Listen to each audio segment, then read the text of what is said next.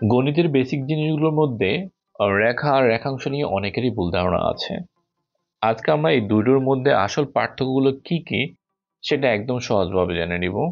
যেমন রেখাংশ এবং রেখার ডেফিনেশন যদি আমরা দেখতে যাই, দেখতে পাই যে বিন্দু চলাপথকে রেখা বলে আর রেখার প্রতিটি অংশকেই রেখাংশ বলে। যেমন আমরা যদি রেখাকে প্রকাশ করতে যাই তাহলে আমরা এভাবে দেখাতে পারি, আর রেখাংশের ক্ষেত্রে আমরা এভাবে জাস্ট উপরে আমাদের তার আকৃতিটা, তার প্রতীক হিসেবে আমরা ব্যবহার করে থাকি।